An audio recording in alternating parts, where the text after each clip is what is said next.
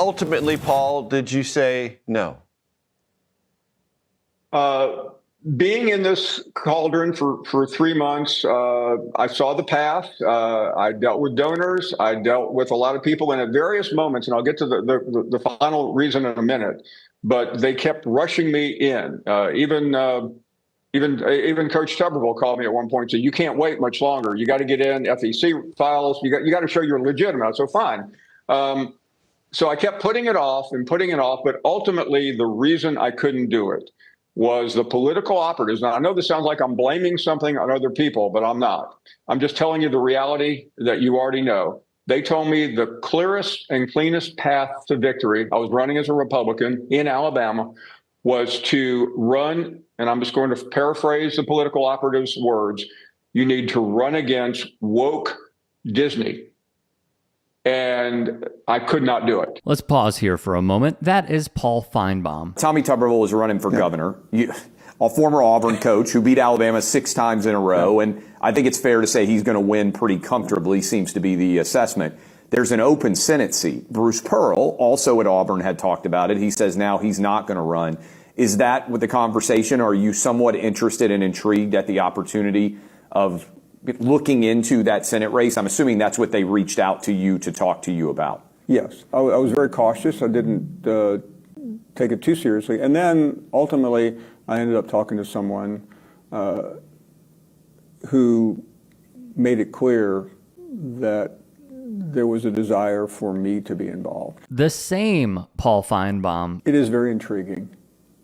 I am thinking about it constantly. And that's difficult to do, Clay, as you're talking about college football. Yeah. 20 hours a week debating Stephen A. Smith, as you well know. From ESPN. So it's been going on for a couple of days, or if not weeks, and it's just hard to chisel it down to make an educated decision. But to say I'm considering it, of course, yes. Who weighed a Senate run, and now he's revealing quite a lot. I could not burn down the place I had worked for the last 13 years that had given me an opportunity as a Birmingham talk show host, and use whatever you may think of Disney, and plenty of people have opinions. Disney owns ESPN, for those of you who don't know. Right. I couldn't do it. And they said, I had several very prominent people, including 2 senators, sitting senators, tell me that's your path. I mean, there are many other paths, obviously, to win a primary in Alabama, but they thought that was the cleanest path. And it was, my wife one night said to me, can you do that? Can you literally tear down and torch whether you agree or disagree with everything they do, and nobody agrees or disagrees with their parent company? I think I can speak for you as well. You most certainly can. And I knew I could.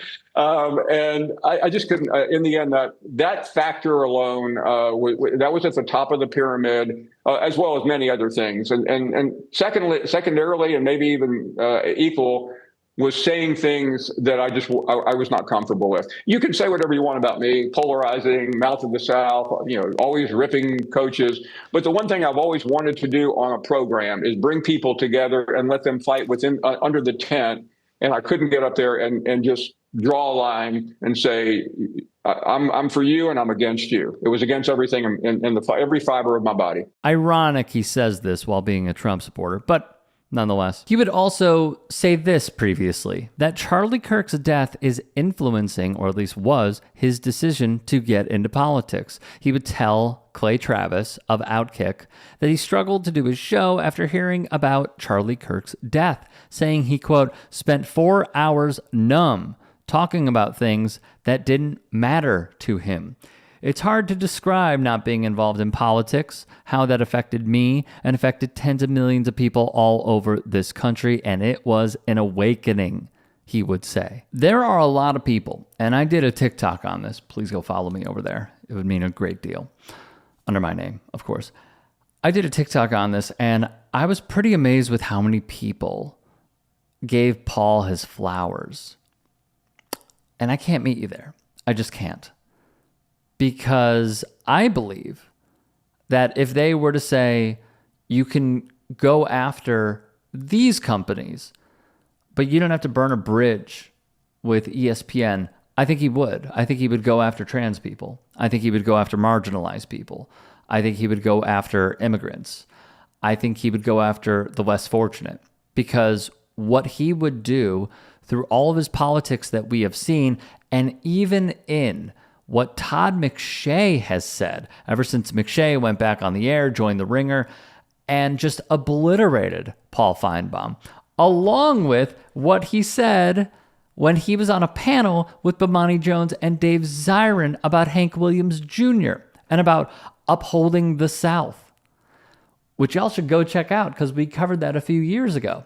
That video is on demand. I can't meet you there. Yeah, you know what? It's one good thing that he did. That's two. It's one good thing that he did where he said, this is a company that really helped me out a lot. It's a company that uplifted my career and turned me into a star and gave me one of the loudest microphones and biggest microphones in all of college football, specifically the Southeastern Conference. I'm not going to go after Disney for being too woke, even if I think it. I'm not going to go after Disney because ESPN, under the Disney umbrella, greatly helped me, my family, and my career. That's fine. In turn, I don't think Paul realized what he was doing, because we've been saying this for so long, but there is one side of the political aisle that will not agree with us, and it is the right. When we say they are using Disney as a springboard to usher in voters, say, you know what the problem is? Mickey Mouse. You know what the problem is? Nemo and Up and Moana. That's the problem. But really, they're using that as a disguise to carry out a white supremacist playbook. But he gave the game away here, folks. He said it's not about new ideas. It's not about high-speed rail. It's not about Medicare for all. It's not about rent freezes or lowering the rent. It's not about getting private equity out of, for example, home ownership so we could afford homes. The average age of a homeowner now is skyrocketing up. It is not about lowering the cost of prescription drugs or, newsflash, shocker to many right-wing people, having it be free. It's not about any of that. What it's about to win is calling Disney woke. That's what it is. He unintentionally told us everything in that, how long was it? 2-minute clip. It is not about making your life easier. It is about going after a company and calling it a word that we don't even know the definition of, and we also know that our voters don't know the definition of. But run on that, and you'll win. And you know what? He probably would, because he's running in Alabama. The only way that someone doesn't win that seat is if it's Roy freaking Moore.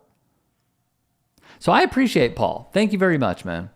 I appreciate you telling us all those donor meetings, all those sit-downs that you had with political operatives and advisors. You will never make our lives easier. It's about calling a company woke so you can uphold a system that is crushing us and to carry out billionaires continuing to get tax breaks. Remarkable. If you can and are willing, please become a paid member here at TYT Sports. And or go to tyt.com/join. In addition, you can follow me on Twitter, Instagram, and TikTok. Appreciate it. Have a great day.